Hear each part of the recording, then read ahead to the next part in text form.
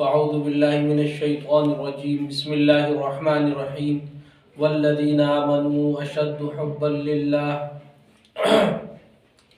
یا رب صلی وسلم دائما ابدا علی حبیبک خیر خلق کلہم هو الحبیب الذی ترجى شفاعته لكل حول من الاحوال مقتحم.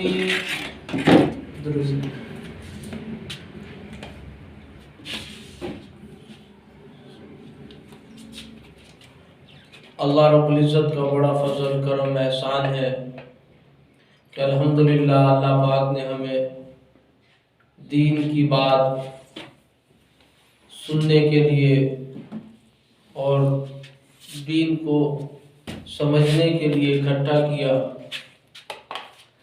یہ جتنے بھی نیک کام ہوتے ہیں سب اللہ رب العزت کے فضل سے ہوتے ہیں. اور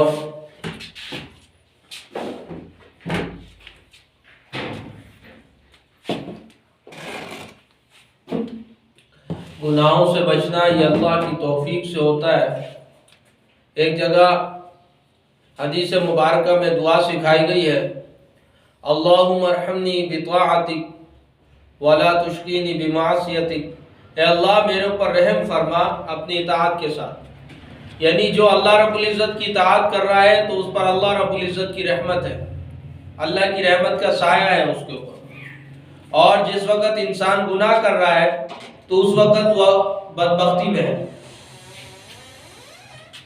تو اگر کوئی شخص یہ جاننا چاہتا ہے، دیکھنا چاہتا ہے کہ میں اس وقت نیک بخت ہوں یا بدبخت ہوں، تو غور کریں کہ میرے اعمال اس وقت کیا ہے.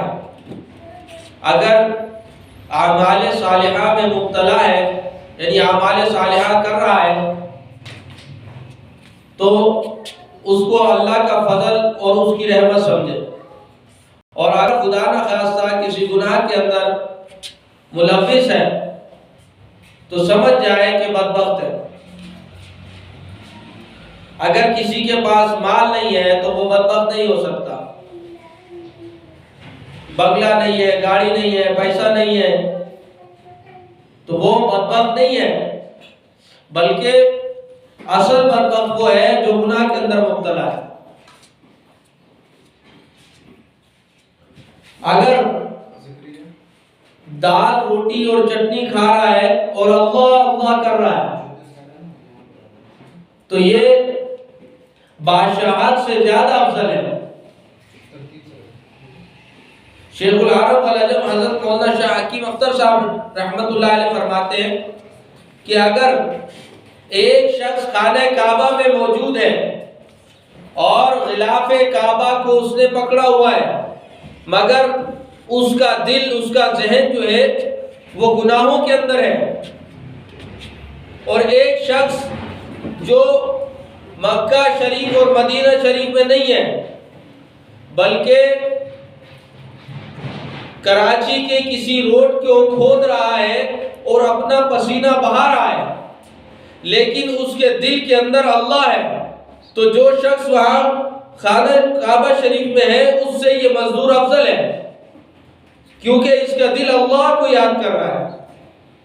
بعض لوگ جاتے ہیں مدینہ شریف اور مکہ شریف میں، وہاں بھی بد نظری کرتے ہیں. تو خیر سے ہم اپنے ہر عمل کے اندر دیکھیں کہ ہمارا جو یہ عمل ہے یہ نیک ہے یا بد ہے. دوسرا، ہر عمل کو یہ دیکھنا ہے کہ میرا یہ عمل شریعت کے موافق ہے یا ناموافق ہے، کہ مجھے اس کام کے اندر جو میں فعل ابھی کر رہا ہوں اس کے اندر میرے اللہ کا کیا حکم ہے، میرے نبی کا کیا طریقہ ہے. ابھی جو مہینہ شروع ہوا ہے شعبان المعظم کا، اس کو شب بارات بھی کہتے ہیں ہم لوگ. اب اس کے اندر ہوتا یہ ہے کہ جس طرح اور دیگر مہینوں کے اندر ہم لوگوں نے اپنی طرف سے بہت ساری چیزیں گھڑ لی ہیں جن کو بدعت کہتے ہیں. بدعت کی تعریف یہ ہے کہ کسی ایسے کام کو دین سمجھ کے کرنا جو شریعت میں نہ ہو. اس کو ضروری اور واجب سمجھ کے کرنا وہ بدعت ہے، اور شارع سے اس کا ثبوت بھی نہیں ہے، نہ قرون اولیٰ سے اس کا کوئی ثبوت ملتا ہے۔ مثال کے طور پہ بہت ساری رسمیں ہمارے اندر یہ ہندوانہ آ چکی ہے، جیسے کوئی مر گیا اب اس کا تیجا کیا جاتا ہے، 10واں کیا جاتا ہے، 40واں کیا جاتا ہے۔ شریعت میں اس کی کوئی اصل نہیں ہے، اور پھر نہ کرنے والوں پر جو ہے وہ انکار بھی کیا جاتا ہے کہ جی ان کی میت میں ایک جنازے میں جانا ہوا تو کافی پرانی بات ہے، وہ بیچارے جوان ان کے بہنوئی کا انتقال ہوا تھا، ہمارے دوست تھے، اب وہاں پر لوگ کہہ رہے ہیں بھائی وہ بریانی آ گئی ہے، بھائی ماشاءاللہ وہ بریانی کی بوٹیاں ڈلوانا اس میں، اب اس کو بوٹیوں کی فکر ہے، یار بوٹیاں نہیں ڈالی، ایک ناراض ہو کے کھڑا ہو گیا، یار میں نہیں کھا رہا، بوٹیاں ختم ہو گئی ہیں۔ بھائی اس کا باپ مر گیا، اس کا بھائی مر گیا، اس کا جوان بہنوئی مر گیا، آپ اس کی بوٹیاں ڈھونڈ رہے ہیں، اور پھر قرض بھی لیے جاتے ہیں اور پتہ نہیں کیا کیا کچھ کیا جاتا ہے۔ اسی طرح یہ آئی کیسے ہے رسم؟ مورخ اسلام علامہ ضیاء الرحمن فاروقی شہید رحمۃ اللہ علیہ فرماتے کہ بھائی یہ ہندوانہ رسم ہے کہ جب ہندو مر جاتا ہے تو اس کی استھی کو جلایا جاتا ہے، جب 3 دن ہو جاتے ہیں تو اس کی استھیوں کو جو ہے وہ آگ سے الگ کیا جاتا ہے، اکٹھا کیا جاتا ہے، پھر 10ویں دن اس کی استھیاں جو ہے وہ ہانڈی میں ڈال کے اس کی تصویر پہ فوٹو لگا کے لوگ بیٹھ جاتے ہیں، اور پھر جو 40واں ہوتا ہے، اس 40ویں دن جو ہے اس کی استھیوں کو گنگا جمنا میں بہایا جاتا ہے، اس کو 40واں کہتے ہیں، رسم چیلم، اور جو اس کی استھی اس کی تصویر پر جو پھول ڈالے جاتے ہیں اس کو رسم پھول کہتے ہیں، اور ہمارے یہاں رسم پھول کہہ دیتے ہیں۔ اب شب بارات میں بھی کہ بھائی یہ جو آگے پٹاخے پھاڑے جا رہے ہیں، اب وہ کہاں سے آئی؟ یہ دیوالی کی رسم ہے، اور حلوہ بنایا جا رہا ہے، بھائی حلوہ کیوں بنا رہے ہو؟ بھائی ویسے بیچارے مولوی صاحب کو دے دو، آج کل چینی مہنگی ہے، گھی مہنگا ہے، سوجی مہنگی ہے، اور مولوی صاحب کو تو بیچارے کو دیتے ایسے کہ ایک بچہ تھا، وہ تھانوی صاحب رحمۃ اللہ علیہ کے پسندیدہ واقعات میں لکھا ہے کہ ایک بچہ تھا، وہ قاری صاحب کے پاس آیا، کہنے لگا قاری صاحب کھیر کھا لو، تو قاری صاحب تو خوش ہو گئے، بھائی کھیر کھانے لگے، وہ کھیر آ گئی، اور کھاتے کھاتے قاری صاحب کو خیال آیا، وہ ایک دم بیچارے ٹوٹ پڑے، شاید میری طرح بھوکے تھے، وہ جو ہے وہ اب کھیر پہ ٹوٹے، تو اچانک ان کو تھوڑی دیر بعد جب پیٹ میں کچھ گیا تو خیال آیا، بچے سے پوچھو بیٹا یہ کھیر کہاں سے آئی ہے، کیسے آئی ہے، کوئی رسم ہوئی ہے، کوئی شادی بیاہ ہوا ہے تو چلو مزید کی بھی توقع کر لیں گے، تو اس نے کہا قاری صاحب رات کو ہم نے اصل میں کھیر بنائی تھی تو اس میں کتا منہ مار گیا تھا، تو امی نے کہا بیٹا پھینکنے سے اچھا ہے قاری صاحب کو دے دو، اس نے زور سے، قاری صاحب کو غصہ آیا تو وہ جو مٹی کی رکابی ہے اس وقت چلتی تھی وہ اٹھا کے قاری صاحب نے جو ہے وہ دیوار پہ ماری، غریب غصے میں بھی ہماری طرح تھے شاید، جب انہوں نے زور سے دیوار پہ ماری تو بچہ رونے لگا، تو وہ قاری صاحب نے ایک چماٹ مارا بچے کو کہ بدبخت ایک تو مجھے کتے کی جھوٹی کھیر کھلاتا ہے اور پھر اوپر سے رو بھی رہا ہے، کہا قاری صاحب اس رکابی میں پوٹی کرتا تھا، اب میں کہاں کس میں کروں گا، آپ نے تو رکابی توڑ دی، تو بیچارے مولوی صاحب کو اس طرح کی چیزیں بھجوائی جاتی ہیں نا جو خراب ہو جائے، جو سڑ جائے، اور بھائی سالن باسی ہو گیا بھائی مدرسے میں دے دیں، اور باقی جو اپنے حلوے شلوے بنائے پہلے وہ دے دیں جی ان کو۔ اچھا پھر اس میں ایک اور طبقہ ہوتا ہے، یہ تو بیچارے وہ مولوی ہوتے ہیں جو یعنی اس رسم کی بڑی تردید کر رہے ہوتے ہیں، جی میں نہیں ہونا چاہیے اور یہ اس طرح، اور کچھ ایک طبقہ وہ بھی ہوتا ہے نا جو بڑا شد و مد سے اور بڑا زور لگا رہا ہے کہ بھئی آپ نے حلوہ بھی بنانا ہے، اور پھر چنے کی دال کا حلوہ الگ ہوگا، سوجی کا حلوہ الگ ہوگا، لوکی کا حلوہ الگ ہوگا، اس طرح مختلف حلوے ہوتے ہیں، اور پھر سائڈ میں بریانی کا جو ہے وہ سسٹم الگ ہوتا ہے، پھر زردہ بھی ہوگا، متنجن ہوگا، اور جلیبیاں یہ ساری چیزیں رکھ کے جو ہے نا وہ لے جائی جاتی ہیں آگے. ایک بڑے مولوی صاحب بیٹھے ہوتے ہیں, ان سے پہلے ان کا پیٹ بیٹھا ہوا ہوتا ہے, تو تقریباً اچھا خاصا بڑا مولوی کا پیٹ ہوتا ہے. تو اب وہ بیٹھے ہوئے جی نظر دیں گے, جی نیاز دیں گے, اس کے اوپر پوری جو ہے وہ سسٹم پڑھیں گے, اس کے اوپر کل شریف اور پتہ نہیں جو ہوتا ہے وہ پڑھتے ہیں, پھر اس کے اوپر پھونک مارتے ہیں اور کہتے ہیں جی ہو گیا. اب بھائی وہ پھر مولوی صاحب کو دے دیا, جی ماشاءاللہ یہ نیاز ہو گئی جی. بھائی بات یہ ہے کہ ایصال ثواب کے لیے ایسی کسی چیز کا شرط نہیں کہ آپ پوری وہ ڈش بنا کے آپ ویسے بھیج دیں مولوی صاحب کو کہ جی یہ آپ کے لیے ہے, لیکن وہ بنا کے بھیجنا اور پھر یہ فلان کی نیاز ہے اور پھر دے بھی دینا, پھر واپسی بھی کر دو. ابھی ہماری مسجد میں کچھ 4-5 مہینے پہلے کی بات ہے, بلکہ پچھلی اس بقرعید کے دنوں میں ایک ہمارے وہاں جھوپڑ پٹی سے آئی بڑی سی ڈش تھی, اس کے اندر جو ہے وہ بڑا فروٹ رکھا ہوا تھا اور سب کچھ تھا. تو میں تو بڑا خوش ہو گیا, میں نے کہا جی چلو آج تو عیدی ہو گئی ہے. اب اس نے پوری ڈش رکھ دی, اب میں بیٹھ گیا تو جلدی سے میں نے کپڑا اٹھایا, میں نے کہا یہ آگے پیچھے ہو تو میں کھانا شروع کروں. تو انہوں نے کہا قاری صاحب اس کے اوپر نیاز دینی ہے. اب میں کیا نیاز دیتا اس کے اوپر, میں نے کہا بھئی نیاز کیا ہے, کہنے جی کچھ بھی پڑھ دو. تو وہ گاؤں سے گائے وغیرہ لے کے جو ہے وہ مہمان بھی آئے ہوئے تھے, وہ دیہات کا تھا. تو اس نے کہا جی میں کرتا ہوں. میں نے کہا کرو بھائی جو کرنا ہے, مجھے تو نہیں ہے پتا کیا ہوتا ہے. بھائی اس نے اپنی قمیض اٹھا کے جو ہے نا وہ پیچھے سر پہ ڈالی اپنے, اور اس کے بعد کچھ آیتیں وغیرہ پڑھی اور وہ اپنے چہرے پہ پھیر کے کرا ہو گیا. اب میں نے پھر ہاتھ ڈالنے کی کوشش کی تو انہوں نے ٹرے اٹھا لی. میں نے کہا بھائی یہ کیا مذاق ہے, کہا جی یہ لے کے جا رہے ہو واپسی. وہ میں نے کہا اس لیے لے کر آئے تھے بھائی. تو ایسی اب دیکھے بیچارہ مولوی تو بھوکا رہ گیا. تو اس دن مجھے بھی افسوس ہوا یار, صحیح بولتے ہیں یہ رسمیں بہت غلط چیز ہے.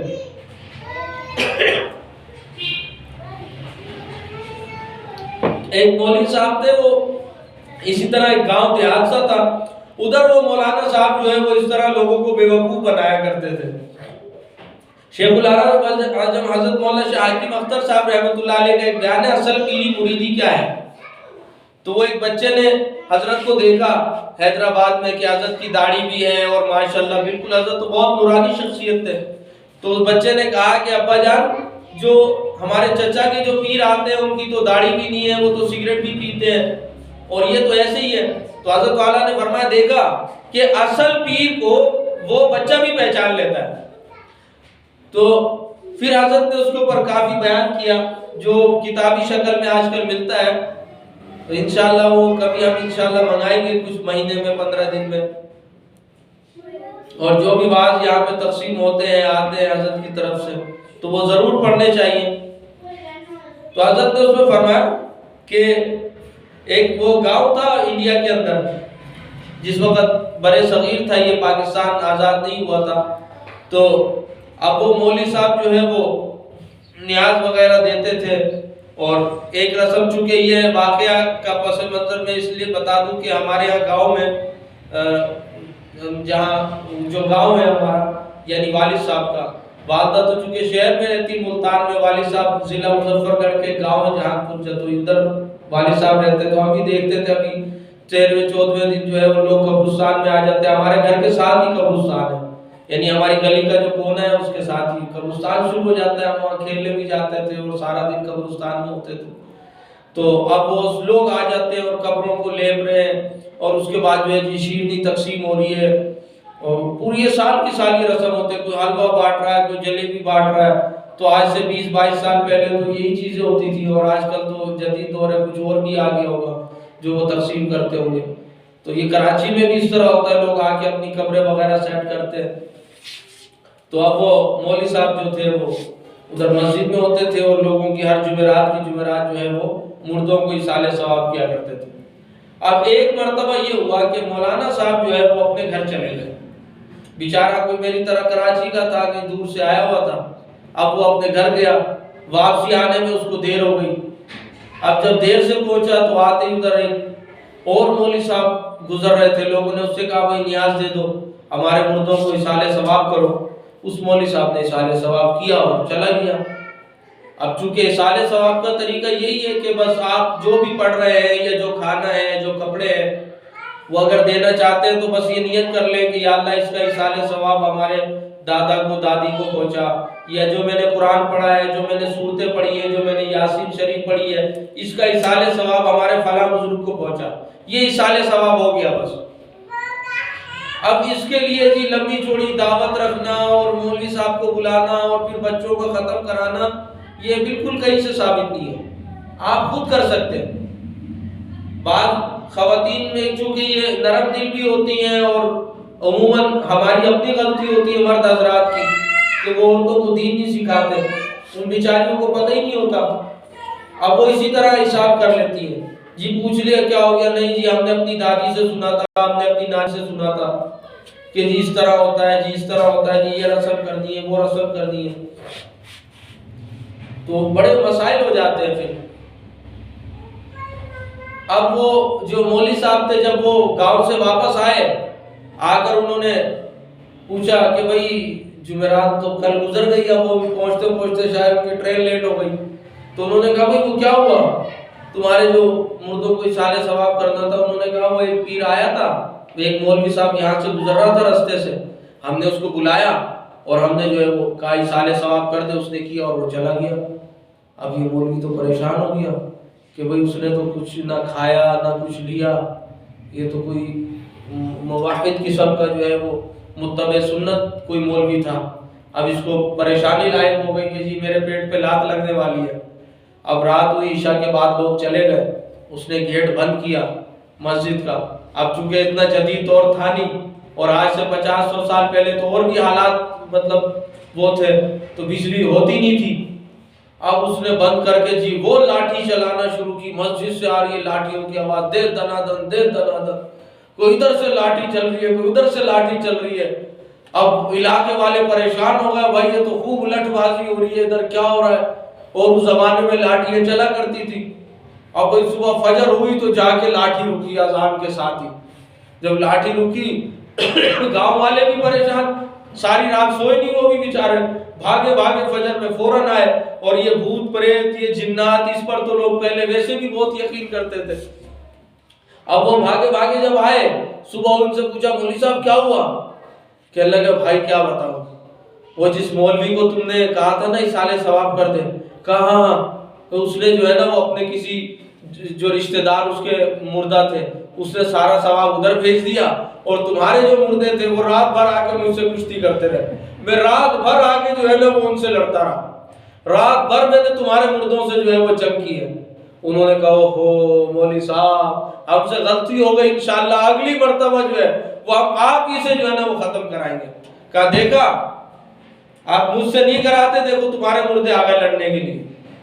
تو اس طرح کے ڈھونگی مولوی، ڈھونگی پیر، مولوی نہیں، مولوی تو اللہ والا ہوتا ہے۔ علامہ علوسی رحمۃ اللہ علیہ فرماتے ہیں کہ مولوی کیا ہے، وہ ہے عالم، وہ ہے جو ایک لمحہ برابر بھی گناہ نہ کرے۔ اسی طرح فرمایا اللہ پاک نے الرحمن فصل بھی خبیرہ، رحمان کی بات پوچھنی ہے تو باخبر سے پوچھ۔ علامہ علوسی رحمۃ اللہ علیہ فرماتے ہیں کہ باخبر سے مراد علماء ربانیین ہے، اللہ والا عالم۔ ہر عالم عالم نہیں ہوتا، اگر جس نے کتابیں پڑھ لی دور حدیث کر لیا وہ ٹھیک ہے، مگر وہ عالم نہیں ہوگا۔ عالم وہ ہوتا ہے جس کے دل کے اندر، جس کے سینے کے اندر ایک جلا بھنا ہوا دل ہوتا ہے، جس کے اندر دین مٹنے کا غم ہو، جس کا ظاہر شریعت کے مطابق ہو، جس کے باطن کے اندر سنت ہو، ظاہر کے اندر سنت ہو۔ ہم کہتے ہیں جی باطن کو چھوڑو ظاہر کو دیکھو، بھائی یاد رکھے یا باطن کو دیکھو ظاہر کو چھوڑو، جو دل میں ہوگا وہ ظاہر پر ہوگا۔ اگر ایک شخص کے دل میں نبی کی محبت ہے تو اس کے اوپر سنتیں ہوں گی، اس کے ظاہر کے اندر سنت آئے گی۔ جس مرد عورت کے دل کے اندر حیا ہوگی وہ پردہ کرے گا، وہ پردہ کرے گی۔ اگر نہیں ہے تو پھر اس کے ظاہر نہیں بن سکتا۔ زبان وہی بولتی ہے جو دل میں ہوتا ہے۔ تو یہ شب بارات اس میں تمام اعمال جو ہے وہ پیش کیے جاتے ہیں کہ اس سال کتنے لوگوں نے مرنا ہے، کتنے پیدا ہوں گے اور کس کا کتنا رزق ہے. تو روایات میں ثابت ہے یہ چیزیں کہ اس دن یہ پیش کی جاتے ہیں. بعض حضرات کہتے ہیں کہ جو لیلۃ القدر ہے وہ یہی ہے. بعض حضرات کہتے ہیں نہیں، لیلۃ القدر جو ہے وہ رمضان کے آخری عشرے میں ہوتی ہے. اور بعض فرماتے ہیں کہ نہیں، کہ یہ پورے سال گھومتی ہے. اور بعض جو ہے یہ 15 شعبان کو بھی لیلۃ القدر کہتے ہیں. اسی طرح روزے کو لازم سمجھنا. اب بعض لوگ کہتے ہیں جی نہیں روزہ رکھنا ہے، اور جس نے نہیں رکھا، بھائی تو نے روزہ نہیں رکھا، بھائی یار کیا ہو گیا یار، ایک تو پہلے اتنی گرمی اتنی ٹینشن چل رہی ہے، ایک چیز کو تم فرض قرار دے رہے ہو.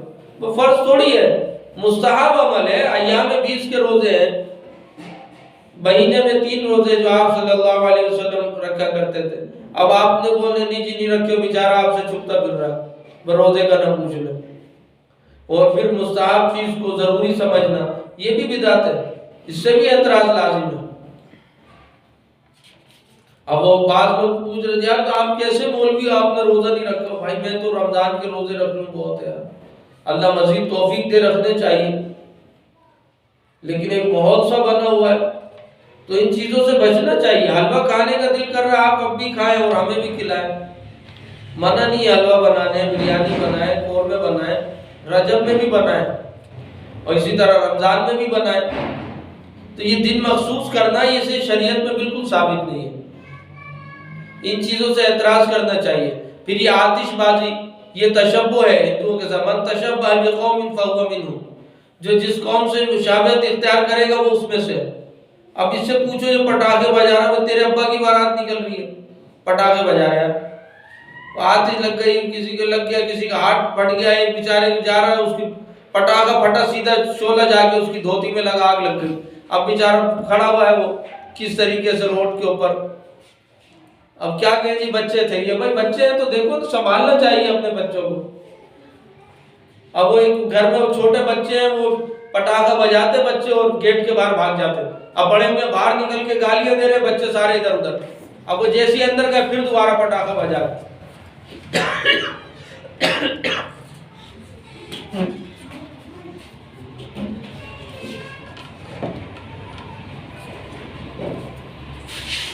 تو بھائی پٹاخے، اب یہ تو مشابہت ہو گئی ہندوؤں کے ساتھ.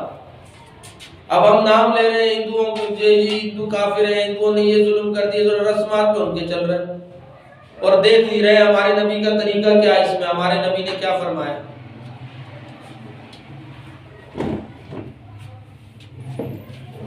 دوسری چیز اس کے اندر ایک اور پائی جاتی ہے، وہ ہے نمود، نمائش، ریا. آپ صلی اللہ علیہ وسلم نے فرمایا، حدیث پاک کا مفہوم ہے کہ ابو بکر کالی رات، کالی چوٹی، کالے پتھر پر معلوم ہوگا؟ فرمایا نہیں. کہا میری امت میں ریا، شرک خفی یعنی ریا اس طرح داخل ہو جائے. ریا کیا ہے؟ کسی کو دکھانے کے لیے کوئی کام کرنا، یہ ریا کہلاتا ہے. ہاں دیکھ لے کوئی یہ اور بات ہے، لیکن دکھانا ہے کہ دکھلانے کے لیے کرنا. مثال کے طور پر کہ کسی نے نیت باندھی، عام طور پر رکوع میں 3 تسبیحات پڑھتا ہے، اچانک مولوی صاحب نے دیکھا یا محترمہ نے دیکھا جی اب تو کوئی آ گئی ہیں، خواتین آ گئی ہیں جو مرید ہیں، معتقد ہیں، یا مولوی صاحب نے دیکھا جی کوئی سیٹھ آ گیا تاکہ اس کو پتہ چلے میں بہت بڑا عبادت گزار ہوں، بہت نیک بندہ ہوں. اب مولوی صاحب رکوع سے ہی نہیں اٹھ رہے، اب وہ رکوع کے اندر ہے، بیچارے سیٹھ صاحب نے دیکھا واہ بھائی یہ تو بڑا نیک آدمی ہے، اس کو 20-30,000 روپے. یہ ریا ہے کہ پیسوں کے لیے کیا، اللہ کے لیے نہیں کیا. اسی طرح خود کو پسند ہے 1,00,000 روپے میٹر، یعنی میٹر جو ہے صرف 1,00,000 روپے کا ہے، اپنے آپ کو پسند ہے پہن سکتا ہے، لیکن دکھانے کے لیے پہننا واہ واہ ہو جائے میری نہیں. قیامت والے دن اعلان ہوگا، اللہ پاک فرمائیں گے کہ اٹھو، جس نے جو فرشتہ اعلان کرے گا بھائی جس نے جو عمل جس کے لیے کیا ہے وہ اس کا اجر اس سے لے لے.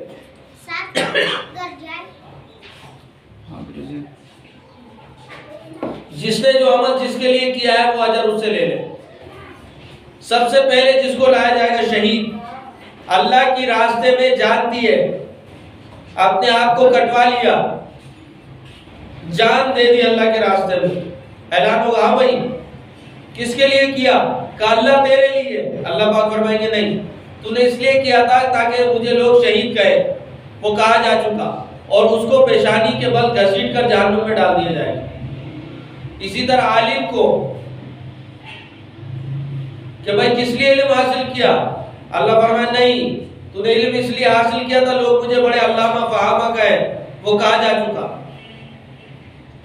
تو اسی طرح ہم دیکھیں کہ ہم عام طور پر بھی جو کھانے پکاتے ہیں، کیا بھائی ایک سے ایک سبقت لے کے جانی ہے، بھائی پتہ چلے ہمارے ہاں کون سا حلوہ پکا ہے، کدو کا حلوہ بنائیں گے، گاجر کا حلوہ بنائیں گے، اور پھر غریب کو کوئی نہیں دیتا۔ دینا بھی کس کو ہے کہ ان پڑوسی کو دے کر آؤ تاکہ انہیں پتہ چلے، تھوڑے سیٹ لوگ ہیں تاکہ انہیں بھی پتہ چلے ہم بھی ہلکی پارٹی نہیں ہے۔ یہ ریا ہے، دکھاوا ہے۔ شادی میں جا رہی ہے جی، پتہ تو چلے میاں جی کہ آپ کی بیگم آئی ہے، بھائی لپسٹک بھی لگائیں گے جی، اچھا والا سوٹ لے کر آئیے گا۔ میاں کا بیچارے کا جو ہے نا وہ تیل نکل گیا کما کما کے، وہ کبھی اس کو چیٹ کر رہا ہے، اس کو دھوکہ دے رہا ہے، یہ کر رہا ہے، ادھر ادھر سے ہوں چھانچ کے لا، بیگم کو پیسہ دیا، بیگم نے اپنے لیے چپل اور ساڑی اور سب کچھ خرید لیا۔ کس کے لیے؟ بھائی فلاں کی شادی میں جانا ہے، دیکھوں تو صحیح میں کیسی لگوں گی۔ میک اپ کرنا جائز ہے ان عورتوں کے لیے جو اللہ والی ہے، اور وہ بھی صرف اپنے شوہر کے لیے کر سکتی ہے۔ بھائی دوسرے کو دکھانا تو جائز ہی نہیں ہے۔ بھائی بیوی کسی کی ہے، دکھا کسی اور کو رہی ہے، بھائی نکاح تو آپ سے کسی نے کیا ہے، اس نے تو نہیں کیا جس کو آپ دکھانا چاہ رہی ہیں۔ اور پھر نیل پالش لگا لی ہے، نماز ہوتی ہے یا نہیں ہوتی؟ اب نماز ہی نہیں ہو رہی، نیل پالش لگا کے گھوم رہی ہے، غسل ہی نہیں ہوا، ناپاک گھوم رہی ہے، بچے کو دودھ پلا رہی ہیں ناپاکی کی حالت میں۔ اب یہ کیا اللہ والا بنے گا؟ اس کے ذہن میں کیا جائے گا؟ یہ تو سوچنا چاہیے۔ تو بہرحال لوگوں کو دکھانے کے لیے کام کر رہے ہیں۔ ایک صاحب حج پہ گئے اور ان کے ایک مہمان آیا، اب وہ بتانا یہ چاہ رہے تھے کہ میں نے 2 حج کیے ہیں۔ اب وہ سوچ رہے ہیں کہ کس طرح بتاؤں میں کہ میں نے دوسرا حج تھا یہ میرا۔ تو اب انہوں نے اپنے خادم کو بلایا، نوکر کو بلایا، ادھر آؤ۔ تو جی سر، یار بات سنو کہ وہ جو میں دوسرے حج پہ سے سرائی لے کر آیا تھا نا، تو وہ دوسرے حج والے سے جو سرائی آئی تھی اور جو دوسرے حج میں جو گلاس آیا تھا اس میں پانی لا کے دو ان کو۔ اب اس نے اچھا اس کو مطلب آپ نے پہلے بھی ایک حج کیا ہوتا؟ واہ بھائی واہ، ہم تو سمجھے پہلی دفعہ، نہیں میں نے دوسرا حج ہے میرا۔ اب کیا ہوا، ایک گلاس پانی اور ایک گلاس کے چکر میں دونوں حج کی ستیہ ناش، دونوں کا اجر گیا، ختم۔ دکھانے کے لیے چھوڑنے کا، بیگم چائے بنا دو، ارے چائے بنا دو، کم وقت نماز نہیں پڑھوں میں۔ اب سورہ فاتحہ کے سورہ بقرہ شروع کر دی، پڑھے جا رہی ہیں۔ ابے بھائی کب ختم ہوگی تیری نماز؟ اس کی نماز ختم نہیں ہو رہی، اس کا سر پھٹ گیا۔ یہ آ گئے جی، دیکھیے یہ تو میرا ابھی کوئی ملنے کے لیے آیا، فوراً تسبیح لے کر بیٹھ گئی، فوراً جو ہے نا حجن بن کے کٹاسو لگی ہوئی ہے۔ اب بھائی کوئی بات تو کرو۔ حجن جی بالکل بات نہیں کرتی۔ بھائی کیوں؟ بڑی اللہ والی ہیں، ابھی 1500 مرتبہ یہ پڑھیں گی، ان کا وظیفہ ختم ہوگا تو پھر کوئی بات کریں گی۔ اب وہ متاثر ہوگا، لے اماں 1500 مرتبہ لا الہ الا اللہ پڑھتی ہے، جیسے وہ پان کی پچکاری ماری، یار کم بخٹ 500 دفعہ کیا بات، 5 دفعہ پڑھ لی، بہت خاصی ہو رہی ہے۔ اب وہ بیٹھی نہیں ہے۔ بندہ اچھا نہیں ہوتا، نیک بندے کو، برے بندے کو نیک بننا یعنی زبردستی ایکٹنگ کرنا، یہ بہت مشکل کام ہوتا ہے۔ اوور ایکٹنگ، آپ نیک نہیں ہو۔ دیکھو نیک بننا فرض ہے، لیکن اپنے آپ کو نیک سمجھنا یہ حرام ہے۔ ریا ایک تو دکھاوا گناہ ہے، دوسرا اس کا یہ ہے کہ یہ نیکی بھی ختم کر دیتا ہے۔ الٹا عذاب. جیسے کہتے ہیں کہ اگر کسی نے اخلاص نیت کے ساتھ ایک کھجور کی گٹھلی کے برابر صدقہ کیا تو اس کو احد پہاڑ کے برابر صدقہ کرنے کا ثواب ملے گا. لیکن اگر کسی نے دکھاوے کے لیے احد پہاڑ کے برابر سونا تھا اس کو صدقہ کر دیا, اب یہ اس کے لیے پکڑ کا باعث ہے. یہ آج کل جو آتا ہے جی تھوڑی سی امداد دی پھر اس کے بعد تصویر بنوا رہے ہیں بھائی تاکہ پتہ چلے لوگوں کو ہم نے کچھ دیا ہے. مدرسے کے بچوں کے ساتھ کھڑے ہوئے فوٹو کھنچوا رہے ہیں, پر ریا ہی ہے. بھائی یہ بھی دے دو جی, اس کی تصویر تھوڑی اس طرح ہونی چاہیے. اچھا جی اس کو ٹک ٹاک پہ ڈال دو, اس کو جی یوٹیوب پہ ڈال دیں. بھائی کیوں بھائی؟ تاکہ میری واہ واہ ہو جائے, لوگ دیکھیں واہ جی واہ کیا انہوں نے خرچ کیا ہے. بھائی یہ ریا ہے سب. اب انسان کو پتہ نہیں چلتا یہ ایک معاشرتی ایسی بیماری ہے جو نکل گئی ہے. ہمارے خاندان ہماری نسلوں کو اس ریا نے تباہ کر دیا. اب آپ دیکھیں میں پیسے دینا چاہتا ہوں, اچھا بھائی مدرسے میں پیسے دینا چاہ رہے ہیں, پھر بھائی آپ جب دینا چاہتے ہیں تو جس کو دے رہے ہیں آپ کو اس کا احسان مند ہونا ہے. حدیث پاک کا مفہوم ہے کہ آپ صلی اللہ علیہ وسلم نے فرمایا اگر کسی نے کسی کو کوئی کپڑا پہنایا, اگر کسی نے کسی کو کوئی کپڑا پہنایا اور وہ کپڑے کا ایک ٹکڑا بھی اگر جب تک اس کے جسم پر ہے یہ اللہ کی حفظ و امان میں رہے گا جس نے پہنایا. تو بھائی ہمیں تو احسان مند ہونا چاہیے یار, تیری مہربانی تو نے مجھ سے کپڑا لے لیا, مجھ سے سوٹ لے کے پہن لیا. اب بجائے اس کے پھر ہم کیا کہتے ہیں, ابے بھول گیا تیرے کو جو میں نے سوٹ دلایا تھا ابھی بھی پہن کے کھڑا ہوا تو آج تو میرے سامنے بات کر رہا ہے.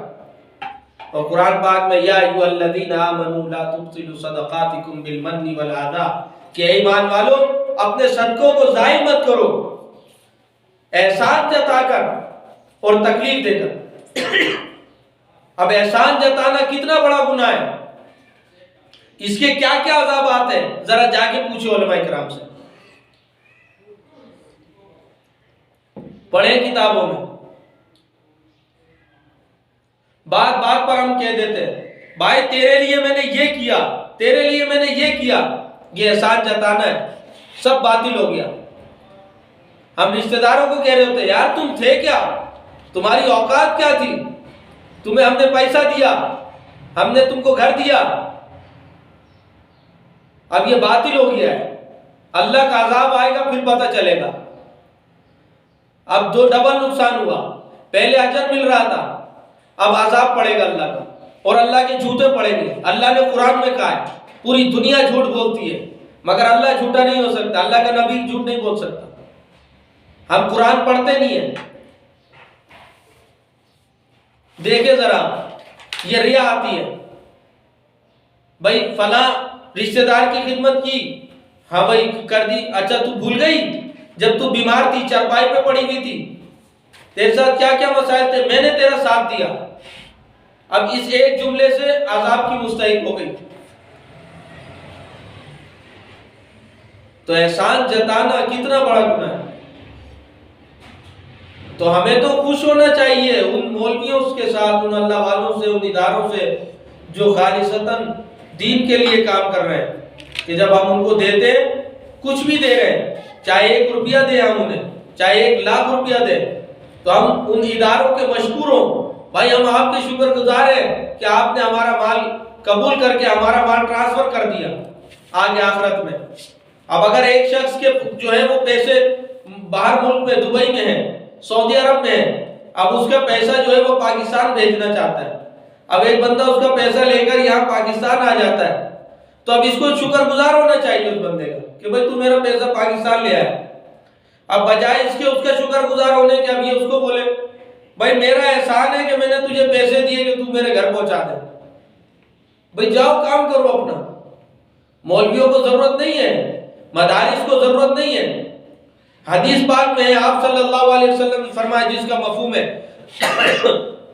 امی جان فرماتی ہے حضرت عائشہ صدیقہ رضی اللہ تعالیٰ کہ آپ صلی اللہ علیہ وسلم نے دعا دی, اے اللہ میرے امت کے علماء کے رزق کو پھیلا دے, میری امت کے علماء کو میری امت کے علماء کے رزق کو پھیلا دے.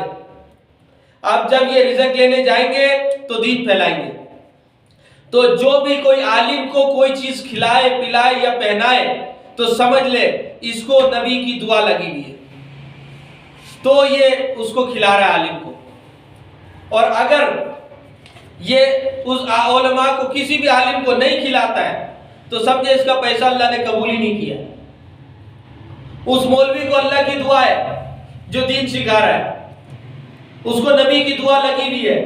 اب ہم بھی اس دعا کے مستحق ہو جائیں، یہ ہمارا کام ہے. تو دعا کا مستحق ایسے نہیں ہوتے کہ شب رات میں حلوہ بھیج دیا.